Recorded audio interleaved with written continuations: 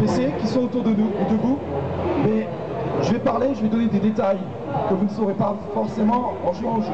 On va donc regarder maintenant la partie char. Donc c'est une partie au milieu du jeu, niveau 45. On a 80 niveaux dans Guild Wars 2, et au niveau 45 chez les chars. Les chars, c'est une race féline, c'est une des 5 races jouables de Guild Wars 2.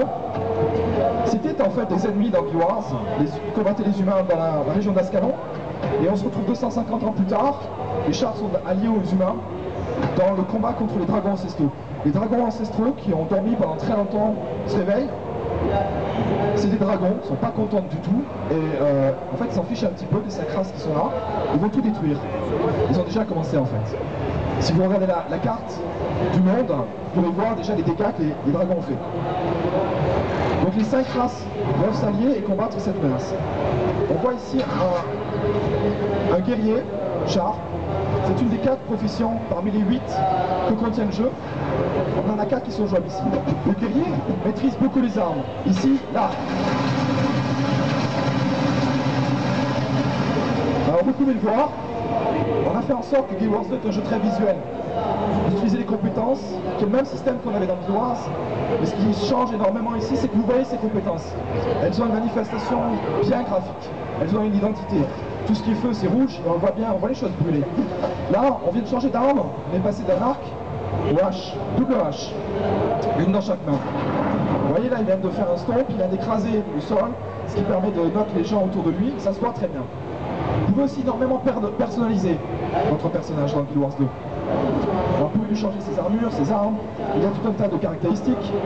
Il y a quelque chose qui s'appelle la personnalité, qu'on verra plus tard. Vous choisissez parmi 2 armes, et ces 2 armes, vous pouvez les changer pendant le cours d'un combat. C'est un combat très dynamique. Dans Guild Wars 2, on vous met au cœur de l'action, on veut que vous jouiez le jeu, on veut qu'il y ait un danger, on veut qu'il y ait un risque, et on veut que vous combattiez, vous tuez des gens, mais si vous tuez vos ennemis, et que vous sentiez tout ça. Vous l'entendiez, vous le voyez, ça se joue. Et vous jouez souvent. Il n'y a pas vraiment beaucoup de pauses dans tout ça. C'est aussi un environnement où vous pouvez regarder, admirer, avoir du plaisir à regarder le monde autour de vous. C'est un monde beau, on a chaque zone, chaque partie d'une zone, chaque partie d'une map a sa propre identité.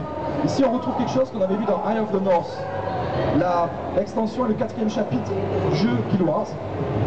Et comme dans Guild Wars original, on a une carte qui est très grande, à travers laquelle on peut voyager pour une très faible somme. On peut voyager très facilement entre 2 endroits. Là on se déplace dans une autre partie des campements chars avec une fortification. Ça vous montre aussi à quel point en 250 ans les chars ont évolué, ils ont développé énormément de technologie. On va se diriger vers une autre construction char, encore plus impressionnante.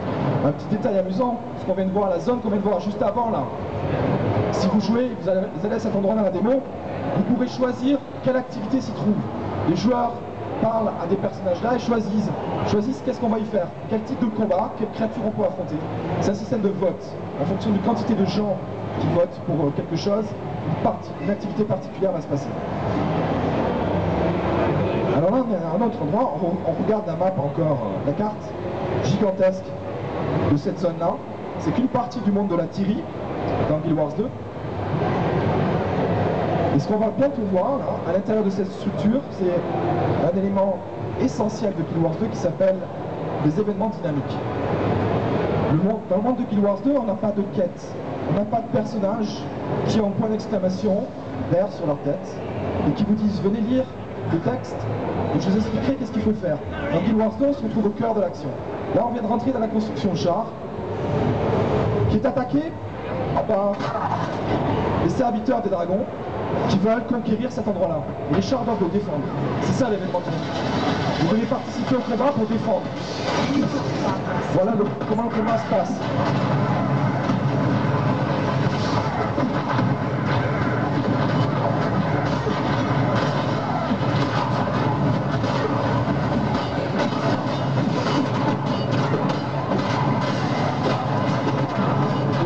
Le combat dans Guild Wars 2 est très dynamique.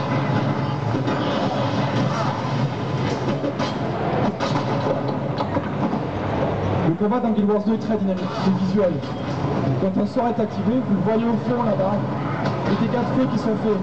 Vous voyez les ennemis en train de se battre, vous participez, vous venez. Pas besoin de faire un groupe, on vient de voir une roulade et un changement d'arme. Et donc de se faire très rapidement.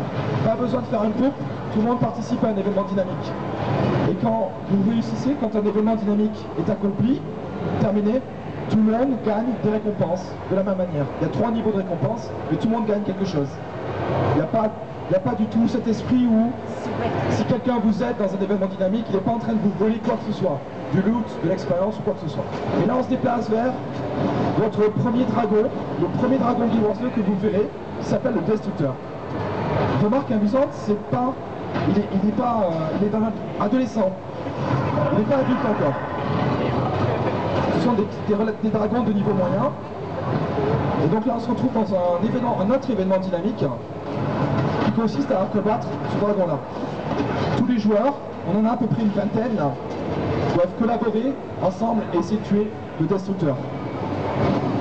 Et il y a tout un tas de choses autour de cette zone-là qui vont vous permettre, par exemple ici un mortier, vous pouvez venir et vous servir du mortier qui est installé là. Il y a des tourelles à côté et ils font des dégâts particuliers. Et on va voir dans quelques secondes là, devant nous, le nom de tous les joueurs. Regardez les noms en vert de tous les joueurs qui participent au combat de la même manière. Ils collaborent tous ensemble. Les développeurs d'ArenaNet ont fait en sorte que la collaboration entre joueurs est récompensée. Vous verrez parfois, quand vous jouerez, des combinaisons entre divers personnages qui utilisent leurs compétences. Un élémentaliste de feu dressera un mur de feu au moment où un guerrier se servira de ses haches et ça va envoyer des boules de feu partout. On récompense 2 joueurs qui travaillent ensemble. Pas besoin de former un groupe. On voit un élémentaliste en tornade, là, tout à droite. C'est la compétence d'élite. Très puissante. Elle prend du temps à recharger. On a aussi dans Guild Wars 2, tous les personnages ont une compétence numéro 6, le soin. Tout le monde peut soigner. Et là, ce que le guerrier vient de faire, pendant qu'il a reçu un cristal du dragon sur la tête, il vient dresser une bannière qu'on voit devant lui, qui donne des bonus à ses alliés. Il peut aller aussi prendre la bannière et la déplacer. Un de ses alliés peut venir et prendre la bannière et la mettre la bannière ailleurs.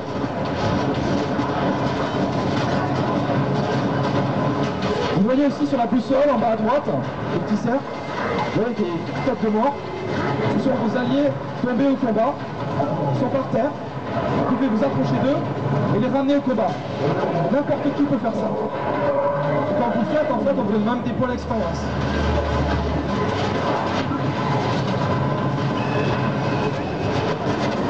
Le combat contre le Destructeur vient d'être complété. Vous voyez en haut à droite, vous recevez des récompenses pour ça. Il y a même un coffre où chaque personne viendra voir et récupérer quelque chose. Chaque personne a droit à quelque chose. Quand on a tué, on a participé à un événement dynamique. Alors là maintenant on va revenir dans une zone un peu plus tranquille pour montrer un autre aspect du jeu Guild Wars 2. On vous a montré les événements dynamiques, on vous encourage à aller sur les démos et à participer au monde. C'est un monde vivant. Les événements dynamiques, ils s'enchaînent les uns derrière les autres. Il se passe des choses dans ce monde-là. Des fois, des choses changent et elles restent comme ça jusqu'à ce que les joueurs fassent autre chose.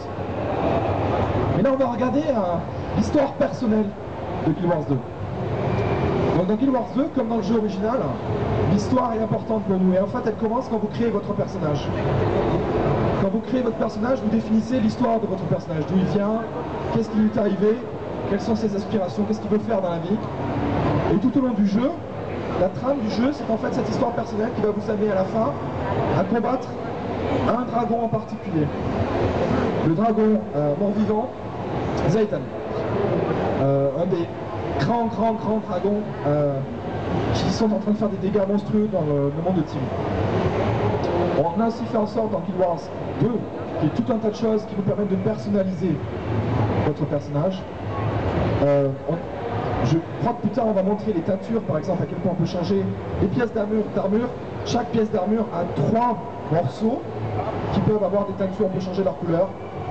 Les couleurs vont changer selon que vous mettez la couleur sur du métal, sur du cuir, sur du tissu. Ces couleurs vont changer. On vous donne aussi accès à quelque chose qui s'appelle des aptitudes. En plus des compétences que vous avez 10 compétences dans Guild Wars 2, vous avez des aptitudes dans ce panneau des héros qui vous permettent d'ajouter quelque chose, d'avoir des bonus, bien sûr, à vos caractéristiques, mais aussi de changer certaines choses. Le guerrier peut parfois faire en sorte que chacune de ses attaques provoque du saignement, fasse un debuff particulier à ses ennemis. On a aussi des succès dans Guild Wars 2, vous pouvez le voir ici. Quand vous réussissez à battre, par exemple, 10 ou 100 créatures d'un certain type, quand vous avez exploré un certain type de zone, quand vous avez réussi à découvrir un certain type de choses dans le monde, on les indique ici, et vous pouvez partager ces choses-là entre vos amis. Et faire en sorte que tous ensemble, vous sachiez où vous en êtes, vous pouvez collaborer sur vos objectifs et vous amuser ensemble. C'est très important dans un MMO. On voit là le système des teintures. C'est quelque chose que nos joueurs de Guild Wars ont énormément apprécié. Et on a fait en sorte que dans Guild Wars 2, ça soit encore mieux. On a des tonnes de couleurs. Et on peut le mettre sur 3 morceaux donc de chacun. Chaque pièce d'armure a 3 morceaux.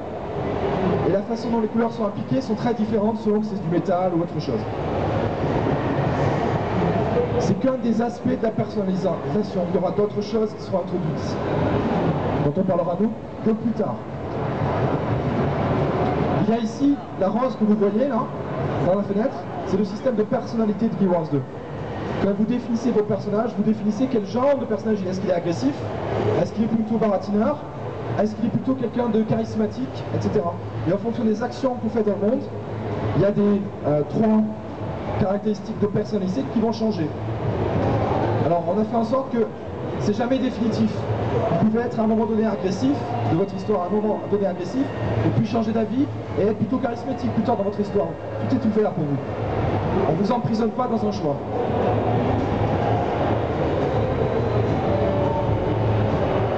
Encore un petit peu de visuel.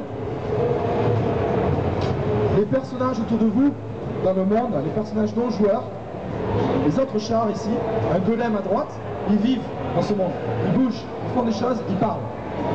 Et vous, vous passez à côté, vous les écoutez parler, vous les voyez bouger, partir quelque part, des fois vous les suivez. C'est un monde vivant. Vous explorez ce monde.